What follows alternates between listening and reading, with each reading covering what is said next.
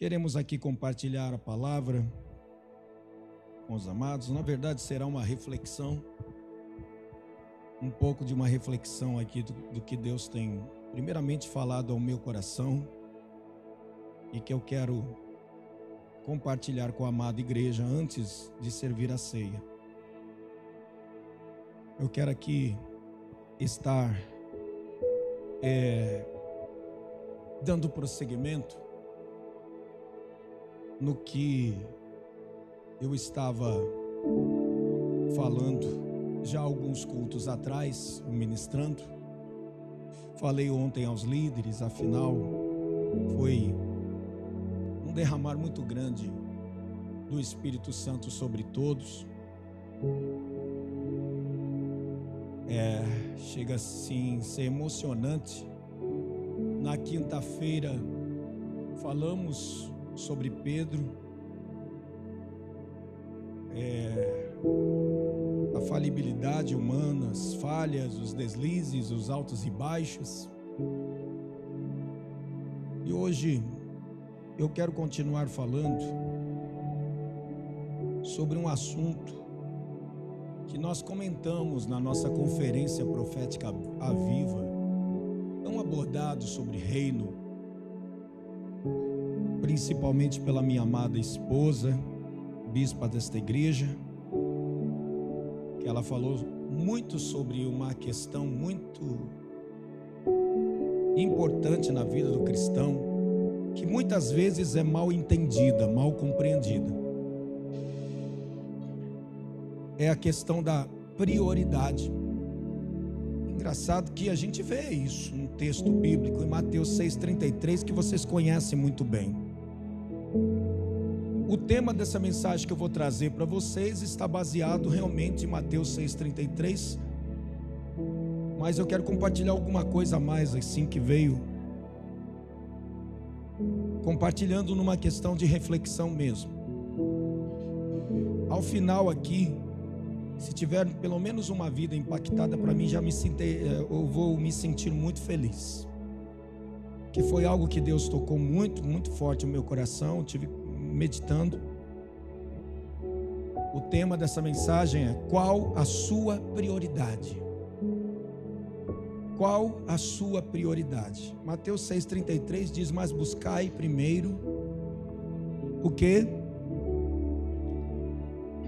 O reino de Deus e a sua justiça, e as demais coisas vos serão o quê?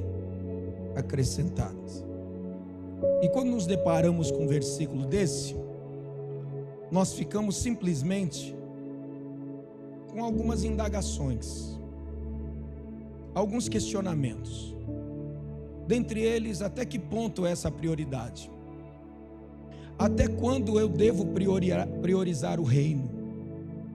Até que ponto? Até porque no mundo que a gente está vivendo, sido em tempos diferentes. É aquilo que eu falo, é a teoria da relatividade.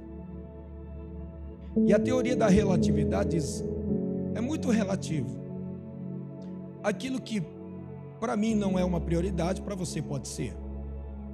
Então essa teoria da relatividade compromete muito os princípios bíblicos em muitos pontos. Porque une uma questão de necessidade, e aí é onde tem um problema. Porque vem uma justificativa automática da minha alma, dizendo assim: você não está na minha pele. Não é assim automático? Porque não foi você que passou por isso, é a teoria da relatividade. Quando a gente como pastor vamos tratar de um assunto sobre perdão, por exemplo, é muito difícil você abordar isso com um discípulo que está armado, que não está com o coração disposto a perdoar. Aí você olha para a Bíblia e diz assim que tem que perdoar, não é isso que a Bíblia diz? Sim ou não? Porém, todo mundo está disposto ao perdão? Não. Teve até uma palavra que eu trouxe num programa de rádio, na Monte Oreb FM, quando existia 107,5. Programa Mais Que Vencedores. Eu abordei o que é mais fácil fazer: perdoar ou pedir perdão.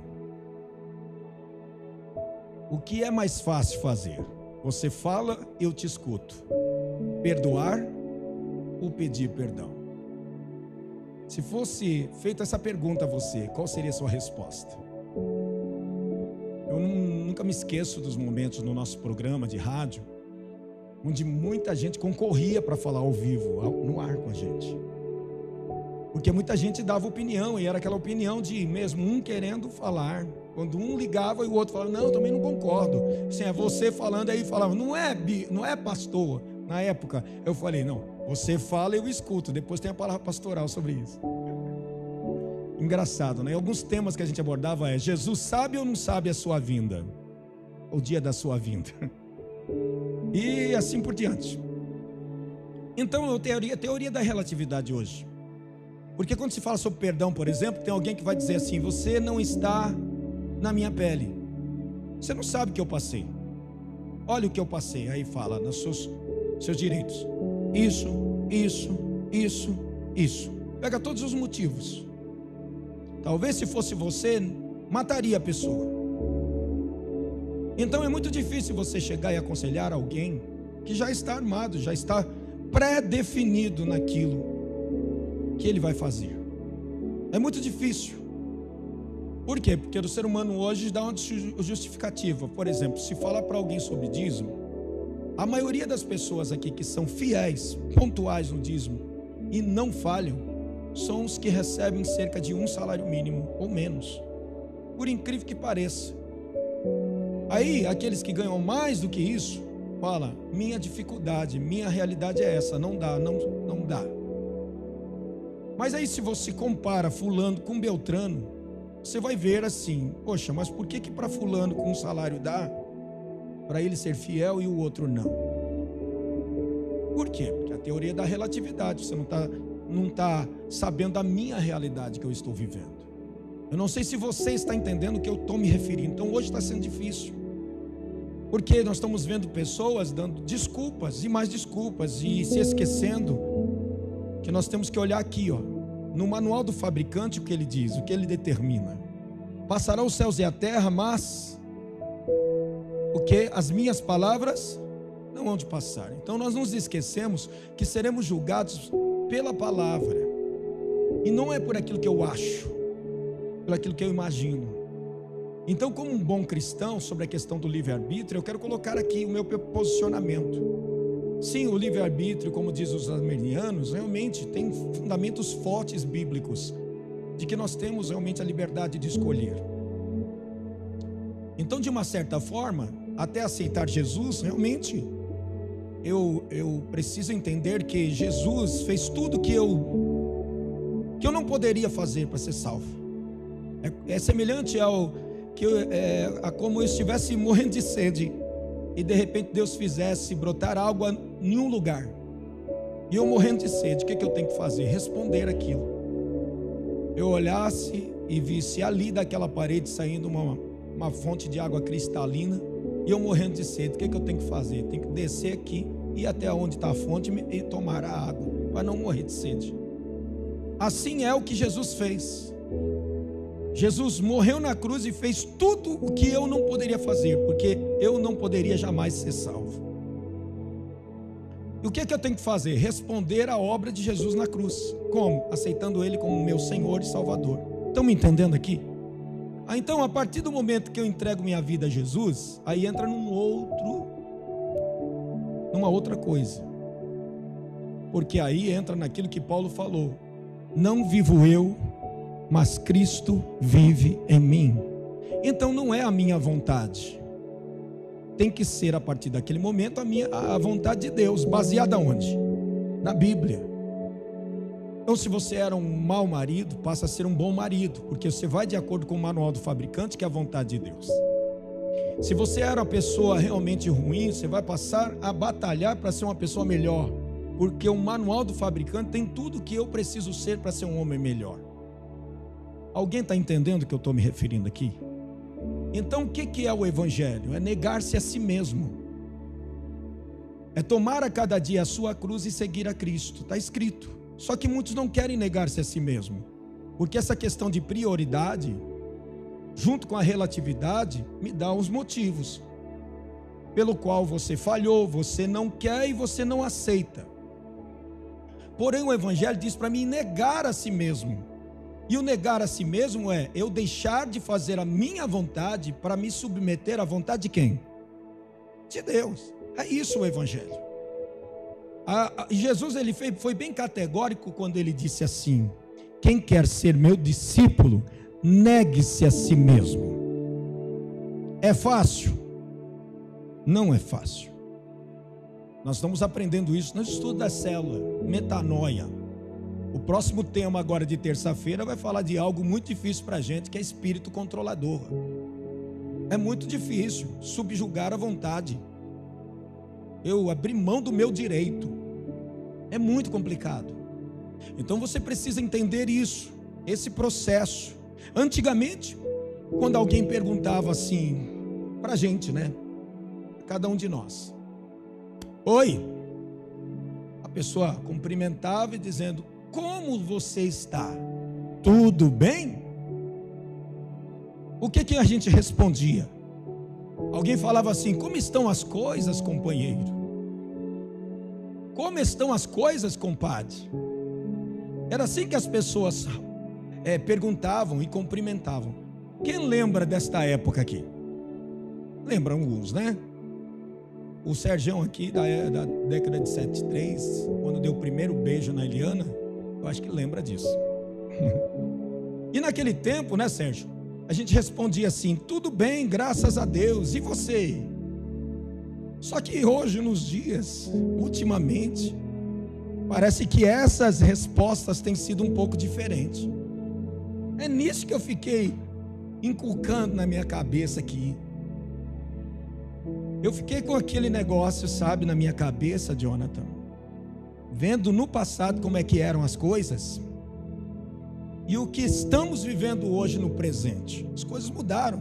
Eu até estava falando sobre a questão do respeito em casa. Quem é daquele tempo em que dava benção para a mãe, benção pai, benção a tia, benção a avó, hein? E dava mãozinha? Quem? Levanta a mão aí. Vai. Tem bastante. Não é, ô Rodrigo? É assim. Nossa, que até depois de velho, não é? Você chega a dar a mãozinha. Puxa. A gente hoje fica espantado porque o negócio mudou. Olha o cumprimento. E aí, velho? E aí, velha? Tudo em riba? O negócio mudou. Sabe? A gente acaba encarando isso como normal. Mas para nós que éramos daquele tempo, é como se fosse quase que soa como um desrespeito. Não é? Como se fosse um qualquer. Parece isso. As coisas estão mudando. As coisas começaram a mudar. As respostas começaram a mudar. Hoje é diferente. Quando a gente fala: oi, tudo bem? Bom dia. Como você está? Como vai as coisas? Olha a resposta que tem sido: ocupado, muito ocupado. Essa é a resposta do mundo de hoje. Avexado, este tem sido minha vida, avexado. Aí outro fala assim: cansado demais. Aí já fala e acrescenta: estou precisando de umas férias. Não é? Esse mundo moderno está se tornando um negócio meio que estranho. E você pode até achar assim, dizendo: o que tem a ver com prioridades? Já você vai entender. Porque a resposta com que você me dará para as coisas aqui agora, nessa pregação, vão demonstrar o que é uma prioridade na tua vida e o que tem sido realmente importante para você.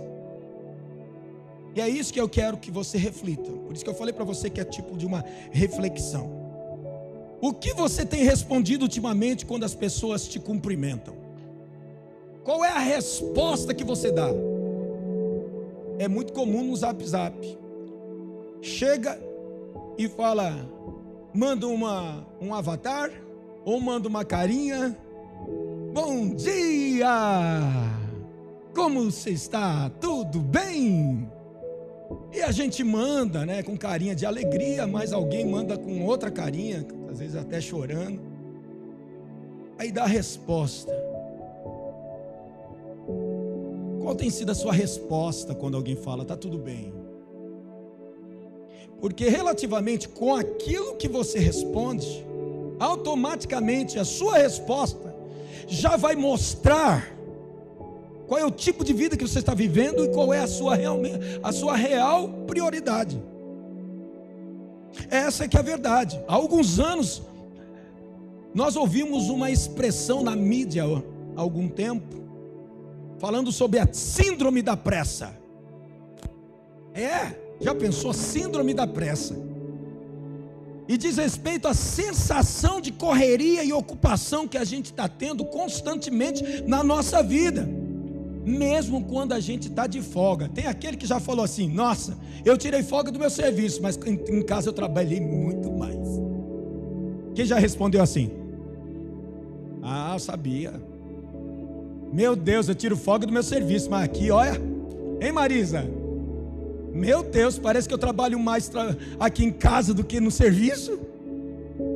Né, mulherada? É bem assim que acontece. Então, parece que nós respondemos constantemente que estamos na correria, não é verdade? A gente fala, parece dar aquela sensação que estamos sempre ocupados. Para que isso? Aí é que está, Flávio. Aqui é que tem um negócio, né, Ana? Na sua vida corrida de contadora, a gente se vive ocupado e parece que a nossa resposta sempre está assim, na correria, né? Trabalhando. Nossa, eu estou precisando de umas férias, estou precisando de um descanso, estou avexado. Essas respostas tudinho que a gente dá, simplesmente nós damos uma impressão que eu quero passar aqui para vocês. A impressão de que somos pessoas importantes e ocupadas. Eu não sou um desocupado, eu sou um ocupado. Então eu tenho que passar essa impressão para alguém que eu estou sempre ocupado, ou seja, trabalhando, estou lascando pau, eu não estou fazendo nada, eu não estou deixando, para ter o que eu tenho, tem que trabalhar. Então dá aquela impressão para as pessoas que você está em constante ocupação, constante trabalho. E afinal, pessoas importantes são muito procuradas, é ou não é? Pessoas importantes têm muita demanda. Pessoas sempre têm o que fazer e não estão à toa. Então, por isso que a minha resposta, já aqui automaticamente na minha mente estou muito ocupado. Sempre muito ocupado, mesmo de folga. O que você está fazendo? Hoje é dia da tua folga. Eu estou muito ocupado. Parece que eu trabalho muito mais em casa do que se estivesse trabalhando na minha empresa. Então, eu pergunto para você que está aqui nesta noite, qual é a sua prioridade? Aliás, vou mudar aqui, vou reformular.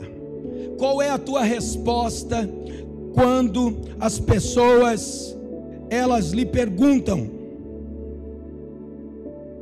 Hein? Quais são os sentimentos quando responde às pessoas que está ocupado na correria? Qual é o teu sentimento? O que se passa dentro de você? O que você sentiria se dissesse a elas que está tranquilo ou de folga? É isso. Eu quero que você entenda o seguinte, é reflexão. Tira um pouquinho esse negócio aí de ocupado, de correria, de ter o que fazer, que até no dia da tua folga tu está lavando roupa, está passando, está fazendo um bocado de coisa. Tira isso. Eu quero que você imagine agora, se alguém lhe perguntasse como que estão as coisas, está tudo bem com você? Se você responderia, se você respondesse para ela, estou de boa, mandasse um selfie dizendo sombra e água fresca, ótimo, minha folga, estou de férias. Qual seria o seu sentimento? O que você acha que elas pensariam se você desse uma resposta dessa? Hein? O que as pessoas pensariam a seu respeito se você dissesse estou de boa, estou jóia, estou numa beleza? É uma reflexão. Escuta, Sabe por que nós começamos a falar assim, Rian? Estou na correria, estou trabalhando muito, estou cansado, estou precisando de férias. Até na minha folga eu trabalho mais como se estivesse trabalhando. Sabe o que isso demonstra? Que correria e ocupação pode ser vícios para satisfazer uma fome da minha alma, para ter um valor, para ter um significado. E isso eu acabo não percebendo. Para mim ter valor, eu preciso estar ocupado, fazendo alguma coisa. Para mim ter valor, a pessoa tem que estar sabendo que eu estou fazendo alguma coisa, porque senão vão me chamar de quê? De quê? Então olha aí, então eu já me armo na minha mente dizendo, ó, mesmo que eu não esteja fazendo nada, eu vou dizer que estou fazendo. Mesmo na minha folga, eu estou dizendo, estou cansado. Eu voltei de férias agora, entendeu? Então eu já estou querendo folga de novo. Um dia desses a gente estava conversando com um amigo pelo WhatsApp, e ele simplesmente falou, eu tirei alguns dias para descansar, para viajar. Mas olha, tem uma semana que eu voltei a trabalhar e já estou com vontade de férias de novo. Assim mesmo, sabe? Então, a verdade é que no final das contas, todos nós adoraríamos ter tempo livre, não é, gente? Quantos aqui gostariam? Nossa, tempo livre para investir na minha própria vida, tempo livre para poder investir em pessoas, em coisas que são importantes para nós, e que na nossa correria, na nossa cabeça a gente diz, não tenho tempo. O que é a prioridade? Qual a sua prioridade? O que seria realmente, até que ponto vai o buscar primeiro o reino dos céus e a sua justiça, e as demais coisas vos serão acrescentadas? A minha outra pergunta de reflexão é: no que você investiria se tivesse todo o tempo do mundo à sua disposição? Qual seria o seu primeiro investimento? Aonde seria? Sabe por quê? Porque eu já conversei com pessoas dizendo assim, estou trabalhando, mas se eu me aposentar amanhã ou depois eu vou viver para o reino. Até hoje vive ocupado. Era só desculpa. Reino nunca foi prioridade para essa pessoa, e não será mesmo se parar de trabalhar e amanhã começar a receber do governo um bom salário de aposentadoria. Deu para você entender? É por isso que a Bíblia diz em Jeremias 17, enganoso é o coração do homem, mais do que todas as coisas, quem o conhecerá? Então, para aqueles que muitas vezes dizem essas expressões que eu falei para vocês no mundo moderno, qual seria o seu investimento? Aonde seria o investimento se você tivesse todo o tempo do mundo à sua disposição? Em outras palavras, o que é realmente importante para você? O que realmente é prioridade na tua vida? Quais são os seus grandes valores? Porque o certo, na Bíblia está escrito assim, que aonde está o teu coração, aí está o seu tesouro. As coisas mais importantes para nós são as que deveriam receber o melhor do nosso tempo, sim ou não? Lógico, aquela coisa mais importante para mim deveria ser aquele que eu deveria investir o maior tempo da minha vida. Espera aí, então, vamos imaginar, Deus é o meu bem maior. Não importa o que sou, nem o que tenho, diante do que tu és. Trago minhas vestes, minha coroa, e ofereço a ti. Como os 24 anciãos e a entrada em Jerusalém, a mulher na casa de Simão, eu me lanço aos seus pés. Olha como a gente canta. Não tenho outro bem além de ti. Quem conhece? Não tenho outro bem além de ti, Senhor. Não tenho outro bem além de ti. Não tenho outro bem além de ti, Senhor. Aí dizemos: eu te amo, eu te quero, eu te adoro, meu Senhor. Eu te amo, como eu te quero, eu te adoro, e eu não tenho outro bem além de ti, Senhor. Outro bem além de ti. Nós cantamos, né? Não tenho outro bem além de ti. Dizemos que te amo, Senhor, te adoro, Senhor, mas Ele continua sendo segundo plano na minha vida. Mas Ele é segundo plano na minha vida. Deu, não deu, pronto, acabou. Deus ocupa o restinho do meu tempo. Na verdade, estamos sendo sinceros com Deus? Acredito que não. Então nós precisamos rever algumas coisas.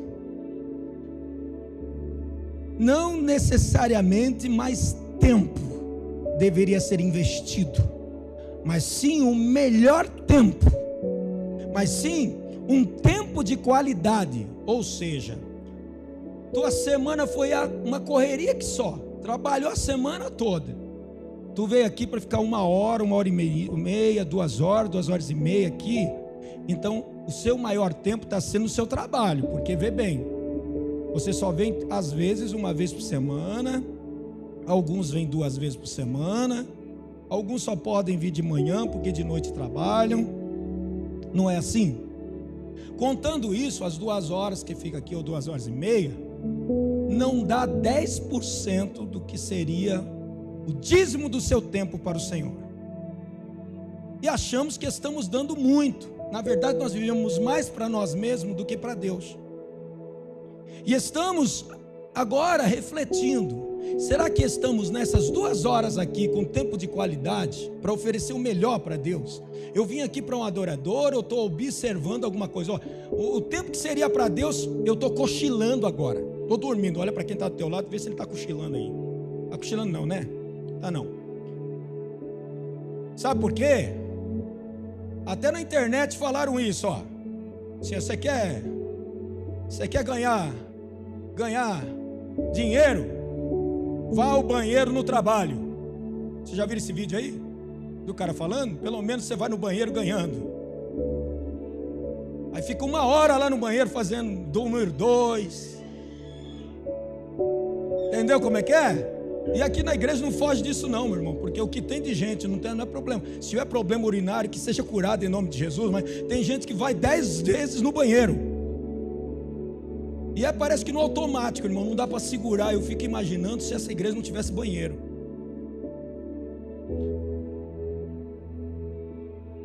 Na hora do apelo final, então, aqui, tem gente que fica numa agonia, aí vai uns 10, 20 de uma vez lá. E haja banheiro para todo mundo. Pensa que eu não olho não, eu fico bem de olho. Já se levanta na hora e já vai para o banheiro. No ápice do que Deus vai fazer, sabe? Num selo, num compromisso, em algo, é a aterrissagem do avião, que o piloto, o comandante, ele chega e fala assim: senhores passageiros, nós estamos agora para a aterrissagem, mantenha-se no seu lugar, com cinto de segurança bem ajustado aí, ninguém saia do seu lugar, estejam posicionados, porque momento de aterrissagem é muito importante para que a gente chegue em segurança no nosso destino. Aí fala em inglês aqueles negócios lá, né? Depois também repete: uma boa tarde, boa noite, pronto. Mas não, parece que esse momento é a hora de todo mundo correr. Eu fico pensando, irmãos, esse tempo que seria o tempo de qualidade é o tempo de olhar para Deus. Tem gente aqui, irmãos, até teve um meme na internet, se tivesse selfie nos tempos bíblicos, como que seria? Tu viu algumas fotos aí? Vocês viram isso daí, não? Uma selfie do Mar Vermelho, andando pelo Mar Vermelho lá. Que seria a selfie da grande ceia, né? De Jesus com os discípulos tirando a selfie. O que seria das pragas do Egito? Essa a bispa não gostou não. Da praga das rãs. Do sapo lá. Aí tiraram foto lá do sapo. Entendeu? Da rainha do Egito, da princesa do Egito lá, da filha de Faraó, pegando Moisés no colo. Selfie. Entendeu como é que é? Então parece que a gente se ocupa. E hoje quando a gente fala, vamos colocar bloqueador de celular aqui dentro do culto. Aí pronto, tem gente que vai ter um piripaque. Tem um que deu glória ali, ó. Glória. Não é? Mas simplesmente aqueles que deveriam, que precisam realmente estar conectados, porque tem gente que não pode estar aqui com a gente, que era porque o mais interessado nisso, na live não é para crente, irmãos. Assim, que pode estar no culto, é para quem não pode. É para quem não é crente, que precisa ser alcançado na palavra, que não pode estar no culto aqui, que está doente, que não pode estar para o culto, estar no culto adorando o Senhor. Eu entendo assim, desculpa, não é? Senão não tem sentido o culto presencial. Vamos fazer tudo online hoje. E teve aí aberrações de batismo online. Num balde, a pessoa chega lá e ela mesmo se batiza. Vocês já viram isso aí, não? Já viram? Um balde na frente, ela coloca a cabeça molhada no balde e se batizou e sai toda feliz. Que negócio é esse, irmãos? Que tempos difíceis nós estamos vivendo hoje. Entenderam? Acredito o seguinte, quando está doente, teve momentos que eu tive doente, não pude estar aqui. Mas tem momentos na nossa vida, por exemplo, quem está na UTI, pode usar celular na UTI? Não pode. Entendeu? Quando eu fiquei internado, o Marcão lá ficou quantos dias, Marcão? Quantos? 12 dias internado na UTI. Entendeu? 12 dias na UTI, podia tirar selfie lá dentro, podia usar seu celular, meu filho? Não pode. Não morreu por conta disso. Não pode. Não pode na internet nem nada. Lá no quarto poderia, mas na UTI não pode. E a gente se sujeita a isso. Mas aqui não, parece que a gente fica tão distraído nessa hora. Tem gente que fica, vendo foto no celular, vendo, mostrando, principalmente os adolescentes e jovens aqui da igreja, fica um aqui cutucando o outro e mostrando coisa na hora do culto, nem prestou atenção na palavra. Você entendeu, querido? O culto é para Deus, filho. Esse tempo tem que ser tempo com qualidade. Você estuda a semana toda, não pode estar na quinta. Às vezes você estuda na parte da noite, está aqui no culto aqui de domingo. Tempo com qualidade, é para Deus, é prioridade. Tem que ser prioridade. Deixa para falar com sua amiglis, ou miga, sei lá, depois do culto. Fale com Deus, ore a Deus. Leve a sério isso. Eu estou falando com carinho para você, mas porque muitas vezes o que acontece é isso.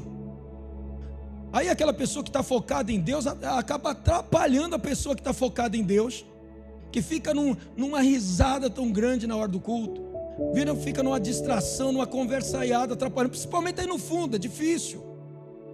Por isso que muita gente até fica chateado com a gente, que temos reservado lugares para os líderes aqui, eles gostariam de estar sentados aqui.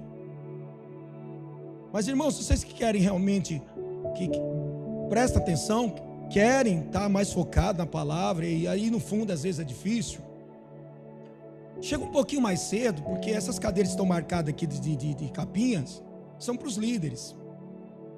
E aí depois dessas que não estão marcadas, vocês podem sentar em qualquer um desses espaços, não tem problema não.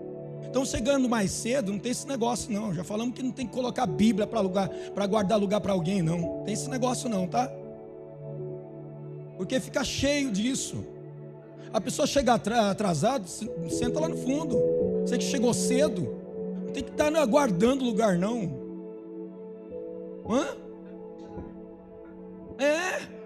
Não leva nem mais para casa, né? Já deixa a Bíblia no lugar, né?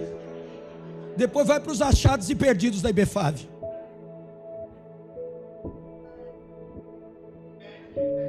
Meus queridos, em nome de Jesus, estou falando aqui com amor. Leve a sério essas coisas. Leve a sério. Você veio aqui para focar em Deus. Você já imaginou se fosse agora, nesse exato momento? São 19h42, horário de Brasília.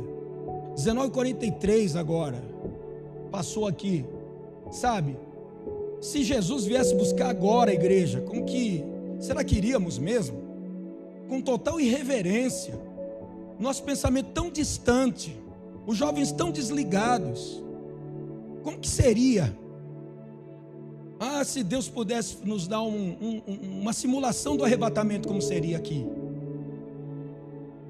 Nós iríamos nos espantar com quem subiria e quem ficaria. Eu tenho certeza. Entendeu como é que é? Então, a gente precisa entender que o melhor tempo tem que ser reservado para aquilo que é importante para você, ou o mais importante. Quanto tempo do seu dia, da sua semana, você tem dedicado àquilo que realmente é importante, que é uma prioridade para você? Quais os benefícios que tem colhido por causa desse investimento que você está fazendo? O que você tem ganho com isso? Quais os malefícios, quais os males, quais os problemas devido à falta dessa dedicação àquilo que seria importante para você? No que você está perdendo? Por exemplo, roubando o tempo de Deus agora, nesse momento. Hein? Você que poderia estar no culto hoje aqui, deu sua desculpinha e está assistindo da tua casa. Olha o que você está perdendo. Pense. Hoje Deus poderia estar curando você aqui. Deus poderia estar curando você por essa simples palavra que eu estou liberando aqui desse altar. Deus poderia estar curando você agora de uma enfermidade. Nem necessário cirurgia seria para você. Difícil falar amém, né? Mas é isso que eu entendo. Quando a glória de Deus está presente, pessoas são curadas, são libertas, são transformadas. Deu para entender aqui? Eu estou ligado, eu estou conectado, então Deus vai tocar em minha vida, que é importante para mim, irmãos. Quais as coisas que eu deixei de receber de bênção, porque eu tenho sido relaxado? Quantas coisas eu perdi? É isso que a gente precisa refletir. E se a gente puder olhar na Bíblia, nós vemos Jesus um modelo para a gente. A própria palavra de Deus nos mostra a respeito de algo que me chama a atenção, que eu quero ler com vocês. O Evangelho de Lucas, de Jesus Cristo segundo Lucas, capítulo 2, verso 41. Eu vou agora discorrer alguns versículos, só para vocês terem uma ideia sobre a questão de prioridade, tá? 2:41 até o 52, eu quero ler com vocês no telão.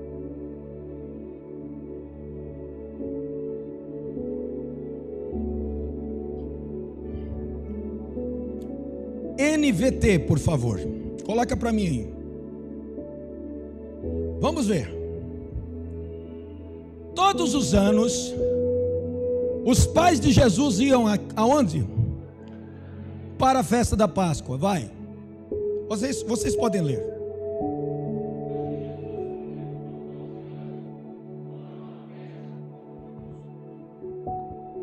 Terminada a celebração, partiram de volta para Nazaré, mas Jesus ficou para trás, em Jerusalém, sem que seus pais notassem sua falta. Vai no 44 agora. Vocês.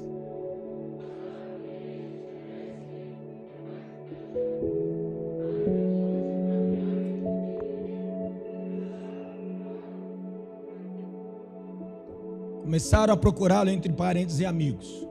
Como não o encontravam, voltaram a Jerusalém para procurá-lo. Vai lá, no 46 agora. Quantos dias depois? Vai. Sentado entre os mestres da lei e fazendo perguntas. Vamos 47. Todos os que ouviam se admiravam de seu entendimento e de suas respostas. 48. Quando viram, seus pais ficaram perplexos. Sua mãe lhe disse: por que você fez isso conosco? Vai. Procurando você por toda parte. 49. Mas por que me olha aí. Quem que está falando isso agora? Qual foi a resposta de Jesus aí? Ou, na verdade, uma pergunta. Mas por que me procuravam? Perguntou ele, Jesus. Continue. Não sabiam que eu devia estar na casa de meu pai? 50. Não entenderam, porém, o que ele quis dizer. 51. Então voltou com os pais para onde? E lhes era obediente. Sua mãe guardava todas essas coisas aonde? No coração. Vamos 52. Jesus crescia em primeiro, segundo, terceiro, graça, favor de Deus e das pessoas. Aí, escuta, a mãe estava desesperada procurando um filho. Maria estava procurando seu filho. Havia ele se perdido. Ou melhor, eles perderam Jesus, porque era ali, submisso a eles. Detalhe, quando o acharam, o que me chama a atenção foi o questionamento de Maria. Isso me intriga. Sabe por quê? É como se ele tivesse dito assim para sua mãe: por que vocês acharam que eu estava perdido? É mais ou menos isso, para a gente poder entender. Por que você acha que eu estava perdido, hein? Filho, você estava perdido por aí, eu doida procurando, depois de 3 dias te acho, e aqui nesse lugar, filho, não faz isso com pai e mãe, não. A resposta de Jesus é mais ou menos essa: por que vocês acharam que eu estava perdido? Não era óbvio que eu estaria aqui? Ou seja, o óbvio, lógico. Se eu não estou com vocês, aonde eu estaria? Aonde seria onde eu podia estar? Na casa do meu pai, na casa de Deus. É óbvio que eu estaria aqui. O último lugar que Maria e José foram procurar foi no templo. E era o lugar principal onde Jesus amava. Era o lugar onde Jesus gostava de estar. Na sinagoga, aprendendo, ensinando. Eu não sei se isso lhe chama atenção, porque para mim chamou. Para Jesus, estar na casa do Pai era uma prioridade. Para Jesus, estar na casa do Pai era o quê? Prioridade. Se não soubesse onde ele estava, lá seria a maior da probabilidades. Quer dizer o seguinte: por exemplo, se você conhece muito bem o teu filho, e ele de repente se perde, você vai dizer: não, peraí, deixa eu pensar, qual o lugar que ele poderia estar? Deu para você entender aqui, não? Deu para entender, ô Sandro? Você tem seus filhos. Se por um momento ela não está ali, você como um pai, você tem esse discernimento: peraí, onde minha filha poderia estar? Deu para você entender? Por exemplo, eu sou um pastor, eu sou um bispo. Domingo, à noite, alguém me encontra na minha casa? Aonde que qual que seria a minha prioridade? Aqui. Se alguém chegar para mim e dizer assim: eu não te vejo há muito tempo, é porque não está vindo para o culto, porque eu estou todos os cultos aqui, com exceção, algumas raras exceções. Então eu falo assim: tu tem vindo para o culto? Eu estou aqui. Ah, não pude te dar um abraço. Como que não pode me dar um abraço? Eu estou aqui. Só pedir uma licença, posso dar um abraço para estar aqui? prioridade. Eu não sei se você entende isso. Ele foi a Nazaré, onde foi criado, e no dia de sábado entrou na sinagoga. Se você for olhar na Bíblia Sagrada, você vai ver isso, Lucas 4,16. Pode colocando aí, se liga aí o povo da multimídia e acelera para mim. Vamos lá, Lucas 4,16, pode ler.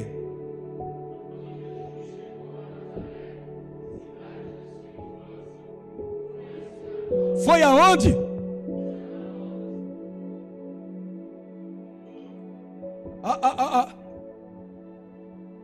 Dá para você entender o que eu estou querendo dizer aqui? Nessa frase aqui, ó. Leia de novo. Era uma coisa assim, esporádica de Jesus ir. Jesus estava o quê? Acostumado a fazer isso. E para ele era normal fazer isso. São detalhes da Bíblia que eu me apego. Não sei se é importante para você, mas para mim é. Jesus era acostumado e se levantou para ler as Escrituras. Estar na sinagoga era costume de Jesus, escola judaica. Então para ele tinha um costume. Se em dia de sábado você quisesse encontrar Jesus, aonde acharia? Está óbvio aqui, ó. Está aqui, era costume de Jesus no sábado. Você ia procurar ele. Ah, não, onde que eu posso encontrar o Mestre Jesus? Os mais íntimos iam falar o quê? Se eu conheço bem Jesus, você vai encontrar ele nessa hora aqui, ó. Não vai encontrar em outro lugar se não é na sinagoga. Pode ir lá que você vai encontrar ele.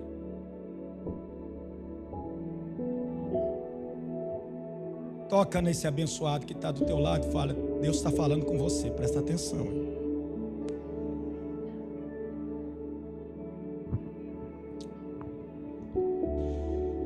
Qual o lugar onde as pessoas sempre podem te encontrar? Essa é a minha pergunta e reflexão. Qual o lugar onde as pessoas, se precisassem te encontrar, ou se precisasse de você, iriam te encontrar, hein? Se você respondeu agora para mim em casa, pode ir que eu estou em casa. Ou, segunda a sexta eu estou na escola, período integral, das 7 da manhã até as 4h20. Que é um detestável para os jovens hoje, né? Fala Deus, período integral ninguém merece. Tem uns que estão assim, ó, né? Olha, trabalho de segunda a sexta, meu horário é esse, no trabalho. Você quer me encontrar? Estou no trabalho. Tá. Eu vou perguntar de novo, desconsiderando trabalho, escola. Tá. Desconsidera isso. Trabalho e escola. Aonde que as pessoas sempre poderiam te encontrar, no lugar onde realmente você realmente, sem ser escola, sem ser trabalho, você estaria. Sabe por que eu estou te fazendo essa pergunta? Porque o lugar que frequentamos revelam as nossas prioridades. Desculpa, filho, eu quero te falar uma coisa. Aquilo que você costuma fazer tem sido a sua prioridade. Jesus estava na sinagoga no sábado como de costume. Aquilo que você está acostumado a fazer é a sua prioridade. Se você for olhar para Marcos 1,35, coloca para mim. Marcos 1,35. Coloca aí e vamos ler, igreja. Vai, pode ler. Antes do... O que aconteceu? E foi a um lugar isolado para o quê? Orar. Tá? Jesus, o que é que ele fez? Teve uma disposição de quê? Todos os dias, de acordar mais cedo. Para quê? Para quê? Para estar com o Pai. Escuta, num lugar onde todo mundo estava vendo? Não, lugar isolado, sozinho, ele e o Pai. Ele e o Pai. Fale para quem está do seu lado: dedicação e disposição a sacrificar revelam muito no que é prioritário na sua vida, no que é prioridade na tua vida. Quer ver uma coisa? 3 horas da manhã, estou me levantando, prioridade.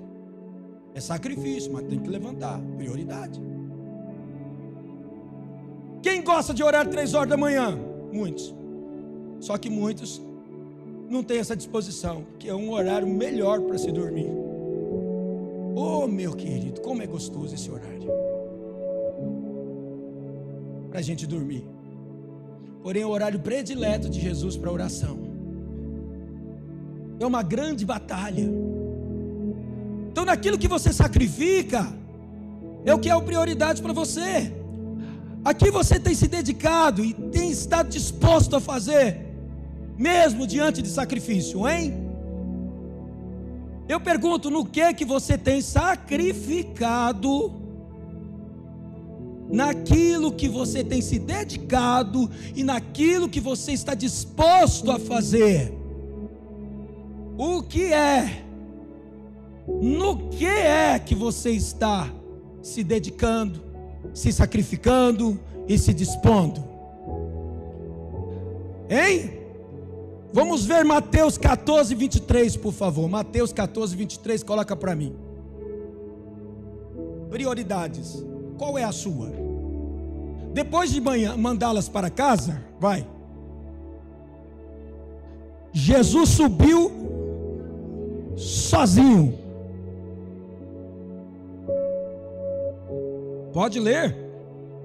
Jesus subiu sozinho ao monte, a fim de, quando anoiteceu, ele ainda estava ali, sozinho. Aí, viu aí? Mesmo após um dia exaustivo, porque, me desculpa, gente, lidar com o povo oprimindo ele todo, imagine a vida corrida de Jesus. Você enxerga assim ou não? Com os outros querendo ser curado, com os outros querendo ser aconselhado por Jesus. Você acha que o dia a dia de Jesus era bom? Irmão, era muito corrido, muito concorrido, as pessoas apertando ele. E mesmo diante disso, de um dia exaustivo, mesmo diante do exausto, como ele estava, diante do trabalho que ele estava exercendo, de a multidão que estava necessitada, Jesus teve disposição de mesmo assim subir ao monte para orar. Sabe qual é a desculpa que eu dou? Estou muito cansado, por isso que eu não fui para a oração. Estou muito cansado, por isso que eu não fui para a igreja. Estou muito cansado, por isso que eu não fui para tal lugar. Mas Jesus, ele tinha como prioridade as coisas espirituais. O momento com Deus para Jesus era prioridade. Estar com o Pai para Jesus era uma prioridade inegociável. Não tinha negociação não, ele não abria mão disso. Quer ver um outro homem? Daniel. Quantas vezes Daniel orava? 3 vezes, de manhã, de tarde e de noite. Sagrado, inegociável. E não é porque realmente era por causa de uma necessidade, um aperto, não. Está escrito como ele costumava fazer, como era de costume ele fazer. E não é porque ele foi levado para a Babilônia, exilado, que ele continuou orando, que ele foi orar, não. Que tem crente assim, que só aparece na vigília, na intercessão, na oração, por causa da pressão. Mas com Daniel não, era de costume. O que para você é uma prioridade inegociável? Ah, quer ver uma coisa? Para mim, bispo, academia. Não posso chegar 1 minuto atrasado. Chego até antes. Para mim, ó, eu estou pagando, bispo. Você acha que eu vou perder o dia? Já deixei pago 12 meses já lá no cartão de crédito. Fala, Deus! E o pior, para não esconder, tem a selfie hoje, tem status do WhatsApp, do Instagram, que faz questão de fazer assim, malhando. Sagrado, sagrado, eu não posso. Nossa, eu trabalho das 8 da manhã, ó, eu acordo mais cedo, vou para academia às 7 horas. Já vou até com a roupa dentro da minha mochila. Vou para academia, depois vou para o serviço. Fala, Deus.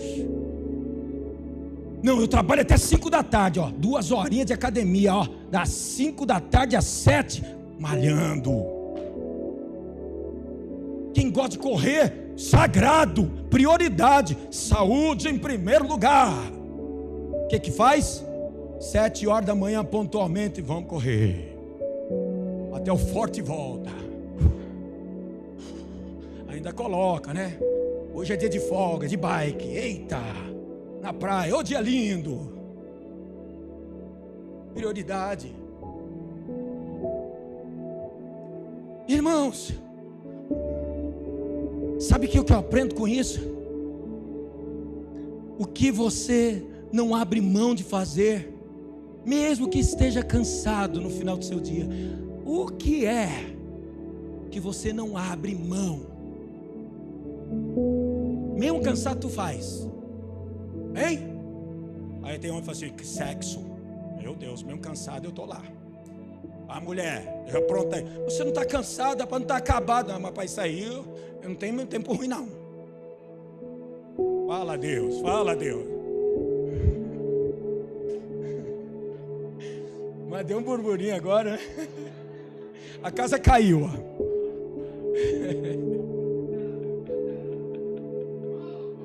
Fala, Senhor. Mas é bem assim.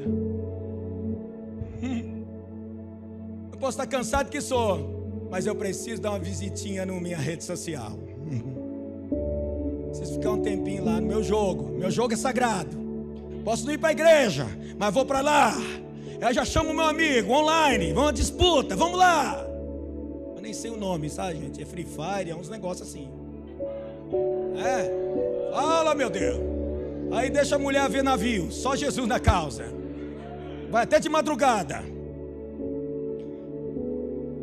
Sabe o que eu falo com isso? Jesus tinha uma grande prioridade na sua vida. Era estar com o Pai. Era no templo, era na sinagoga. Seja em um lugar deserto. E não tinha templo, não tinha sinagoga. Jesus parava de orar? Não tinha templo, não tinha sinagoga, mas tinha um cantinho lá que ele pode fazer sua oração e ele ia. Entendeu como é que é? Seja de madrugada. Não deu tempo durante o dia, ele tirava de madrugada para orar ao Pai. Entendeu como é que é? A partir disso que Deus ministrou no meu coração. Sabe que veio ao meu coração? Prioridades. Ligado ao tema do ano profético. Qual é o tema do ano profético mesmo? Concerto, um C de aliança, de pacto. É o ano do concerto, da aliança, do pacto. Então, se estamos tratando desse ano de pacto, de aliança, de concerto, por que não nós analisarmos aqui, começarmos a refletirmos no que tem sido prioridade até agora na nossa vida? Começamos o ano, pasmem, mas já estamos no mês mais lindo do ano. Abril, mês mais lindo do ano. E o diabo chega e inventa um negócio de dia da mentira no primeiro dia do mês mais lindo do ano. Que negócio estranho isso. Está repreendido em nome de Jesus. Nós servimos ao Deus da verdade, amém? Pois é. Aí o Espírito Santo começou a ministrar no meu coração, e ela, sem entender, minha esposa, cheguei para ela aqui antes de vir embora para cá, para a igreja, e eu olhei para ela e falei assim: Quanto que é 1/3 de 12? Hã? 1/3 de 12, quanto que é? 4. Gente, já se passaram 4 meses, 1/3 do ano de 2023. 1/3 do ano de 2023 já se foi. E eu gostaria que você entendesse o seguinte: 1/3 do ano que foi, do ano de 2023, para nós o ano do conserto. Deus falou comigo dizendo assim: você deveria colocar como prioridade algumas metas de prioridade no ano do conserto, porque já se passaram 4 meses e tem muita gente dizendo que está no conserto, nada, irmão. Que negócio é esse? Já passou do prazo de garantia, tem que receber outro novo. Período de garantia é 30 dias. Se estiver passando mais do que 30 dias, eles são obrigados a te dar o teu dinheiro de volta ou um aparelho novo. Não é assim que diz aí o Código de Defesa do Consumidor? Quem é conhecedor aqui? É isso ou não é? Você leva um aparelho para consertar e lá na assistência técnica demorou mais do que 30 dias, você vai exigir na lei lá, ó, me dá meu dinheiro de volta, ou um aparelho novo. A fábrica é obrigada, está num período de garantia. Isso, gente, já se passaram 1/3 de uma aliança que eu comecei esse ano. Eu pergunto: Deus tem sido prioridade para você mesmo? Sua prioridade é estar com o Pai? É estar com o Pai? Isso tem que ser prioridade. Estar com Deus, estar com Cristo. Mas muita gente não tem colocado isso como prioridade. Então presta bem atenção no que eu vou dizer aqui, uma reflexão. Vai quem quer. Lembra que eu comecei a mensagem dizendo: se vier uma pessoa aqui, está tudo certo? Beleza, fico feliz. E essa pessoa já começa mesmo a partir de mim. O desafio para a gente hoje, lançado pelo Espírito de Deus para a nossa IBFAV, é esse: ter um tempo a sós com Deus diariamente. Isso precisa ser prioridade. Espera aí, você tem para academia, você tem para fazer sua chapinha na semana, você tem para você fazer sua unha, você tem para um bocado de coisa. Eu quero entrar num desafio com você de ter um tempo a sós com Deus diariamente. Tu tem tido isso? Ou você tem sido uma pessoa desconhecida quando ora? Ah, esse daí, quem é você? Será que o anjo, quando você dobra o joelho para falar com Deus, ele fala assim: quem é você? Ou você é daquele que diz assim: nossa, você aquele que sempre está aqui, ó, buscando, orando. Você é conhecido no céu, porque você está sempre ali, na presença do Pai. O desafio é esse: um tempo a sós com Deus, diariamente. O segundo desafio: Deus é prioridade na tua vida mesmo, então você vai entrar nesse desafio. Desafio número 1: ter um tempo sozinho com Deus diariamente. Segundo, participar, presencialmente de pelo menos um culto da igreja por semana. Prioridade. Pelo menos um.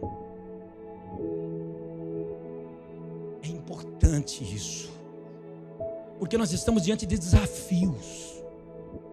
Eu não estou falando isso dizendo assim: então se eu ir uma vez por semana para a igreja está bom. Não, porque tem gente que tem dificuldade de vir. Por isso que eu estou dizendo: mas quem tem possibilidade de vir, deve vir mais e quantas vezes puder, porque quanto mais próximo de Deus, mais parecido com Ele você fica. Eu estava falando para os líderes aqui e dizendo que tem pessoas que questionam a mim por algumas atitudes minhas, que eu poderia ser mais radical, que eu poderia ser mais energético nas minhas decisões. A minha resposta é: sabe por que eu não sou assim?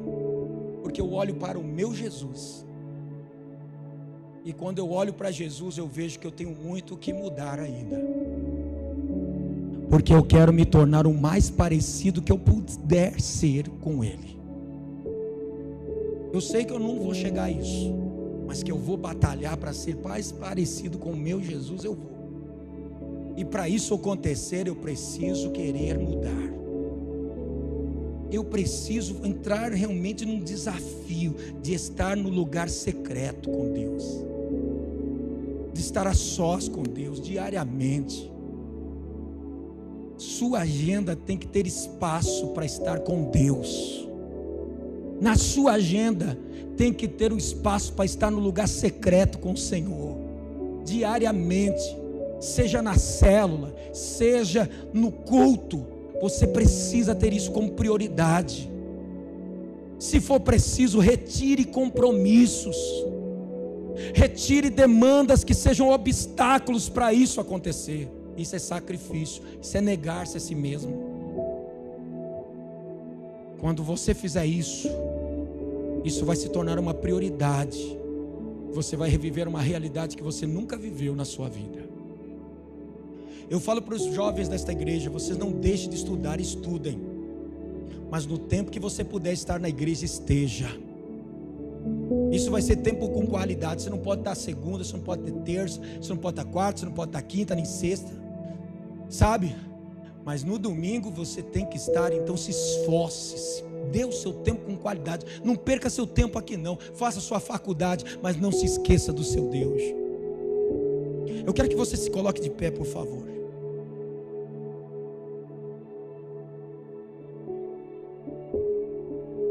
Essa palavra Deus falou comigo, irmão, muito comigo, depois de uma mensagem muito forte que Deus me deu, que foi para os líderes ontem, numa palavra que foi uma palavra onde nós vimos líderes aqui com o rosto no pó, com a sarça de Deus ardendo aqui, Deus falando com a gente, prostrados nesse chão.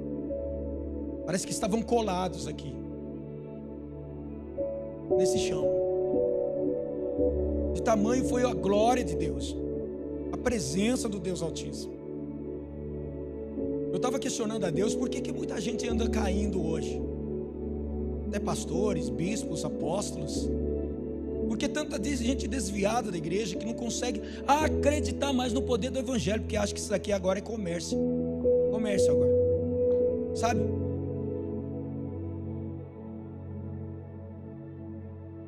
Há muita gente nem contribui, nem dizima, porque acha que isso é comércio. Meu amado, você desacreditou do evangelho? Aqui para você é um parque de diversões. Isso aqui é um teatro para você. É um cinema. É somente uma reunião de amigos. O que é esse lugar para você? O salmista Davi, ele fala bem claro, dizendo: eu prefiro estar na casa do Senhor um dia do que nos outros lugares 1000. Eu tenho a oportunidade de estar nos outros lugares mil vezes, mas eu prefiro estar na casa do Senhor um dia, porque para mim é muito importante estar na casa de Deus.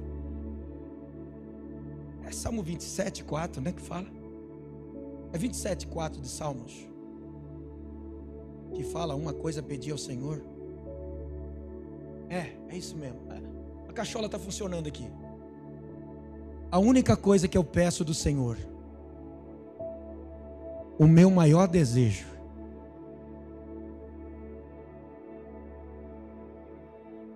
eu vejo aqui um homem apaixonado pelo Senhor. Só alguém que tem paixão por Jesus faz isso aí. Uma única coisa que peço ao Senhor, o meu maior desejo é o quê? Pode ler, abençoado, por favor. É morar na casa do Senhor todos os dias da minha vida. Para quê?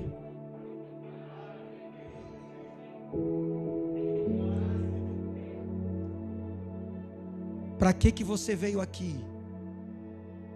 Tem que ser para isso, para contemplar a formosura, a beleza do Senhor e meditar. É isso que eu estou trazendo para você, uma reflexão, uma meditação. Jovens,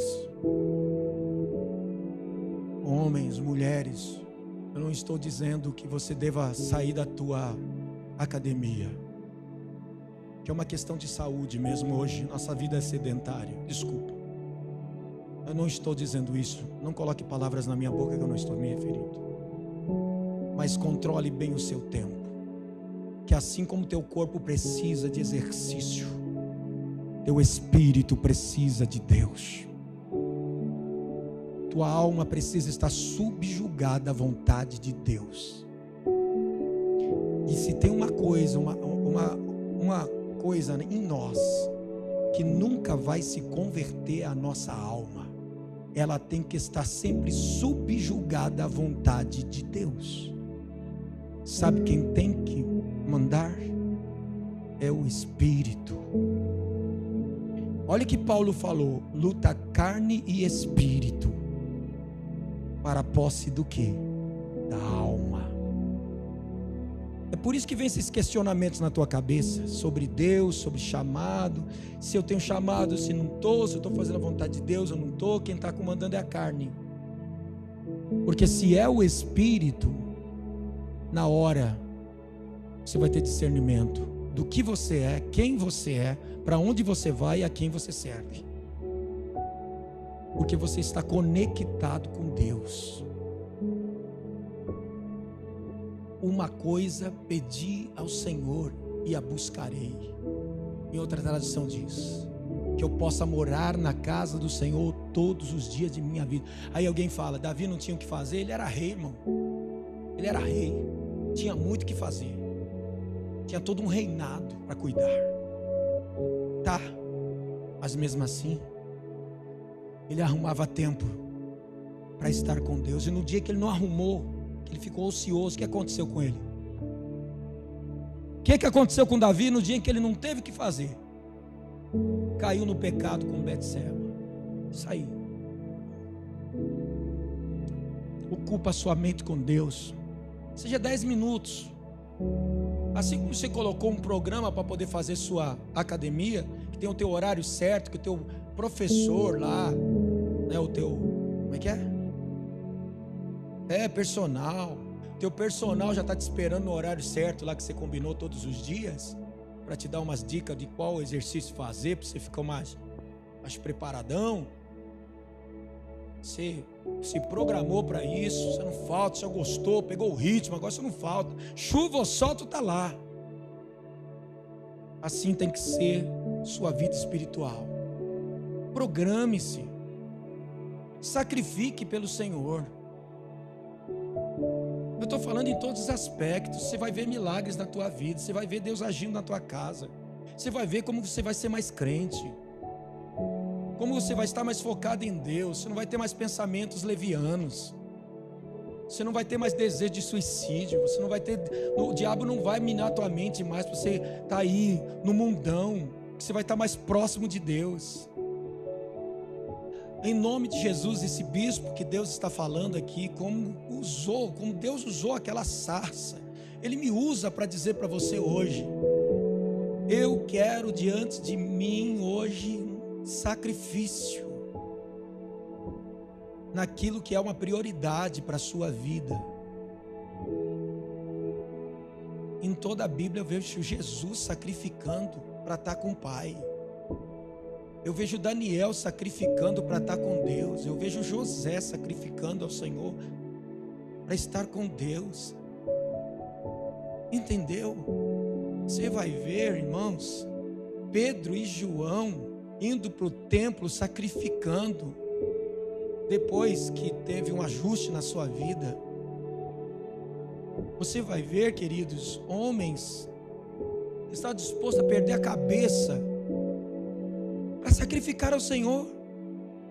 Chegaram a fazer uma lei dizendo: você não pode prostrar a outro Deus, senão a imagem. A cabeça deles que estava a prêmio. Disse: não, mas eu não vou deixar de clamar ao meu Deus. Daniel, um deles, Ananias, Azarias e Misael, que é Sadraque, Mesaque e Abednego, também não estavam nem aí.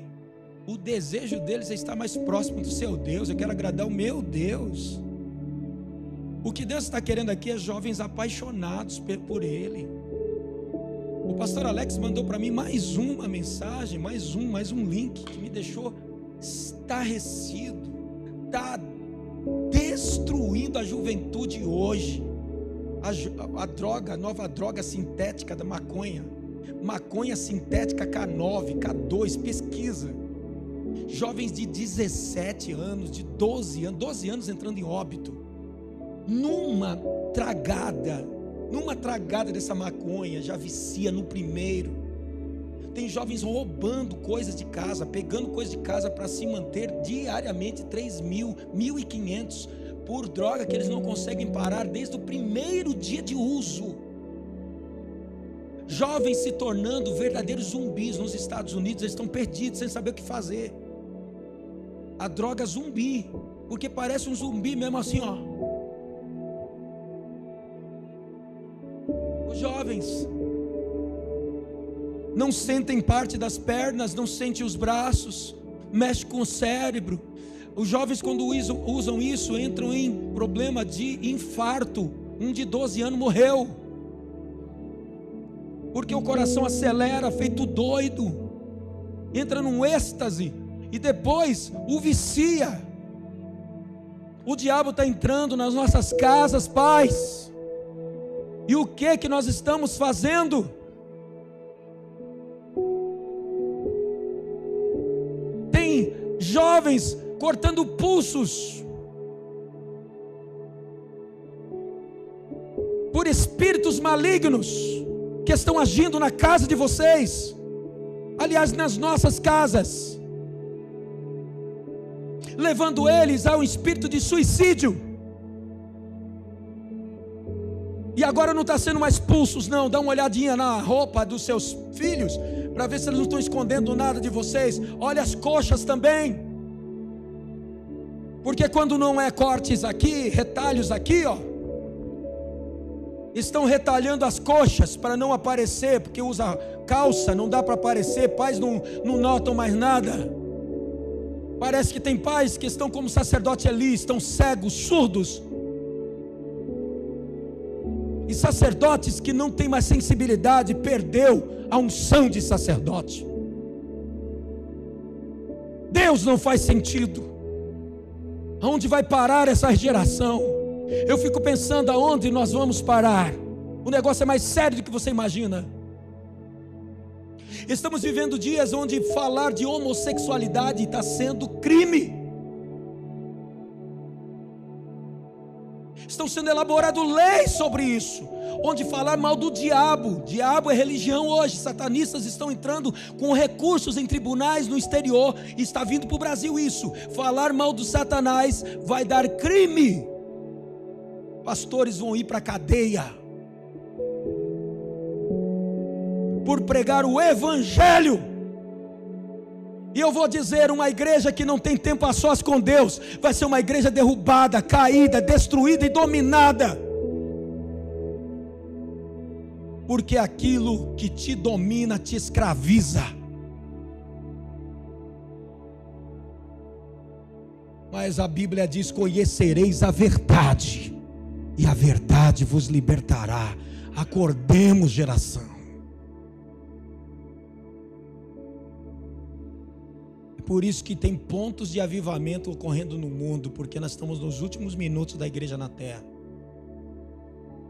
Essa ceia que nós estamos preparando aqui, ó, é uma das últimas ceias nossas no planeta.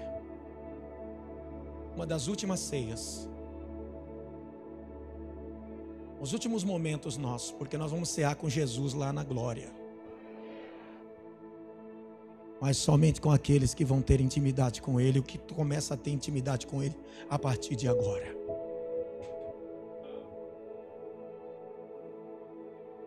Tem gente reclamando que a gente se estende muito com os nossos apelos, né?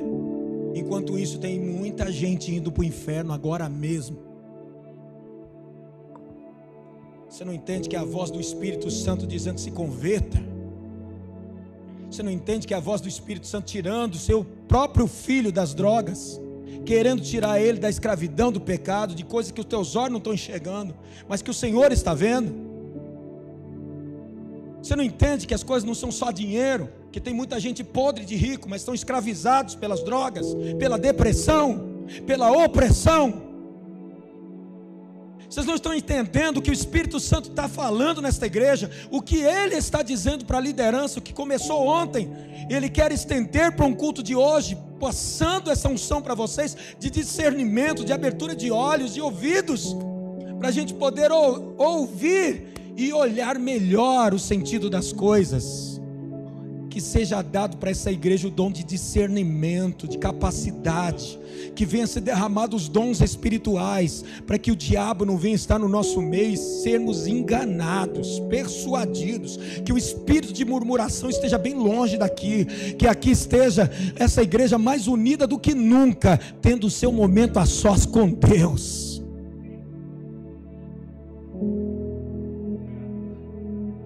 Se você quer isso, entrar nesse desafio de Deus ser prioridade na tua vida, de você ter um momento, seu espaço na tua agenda para Ele. Se vem uma pessoa aqui, tudo bem, pode vir aqui.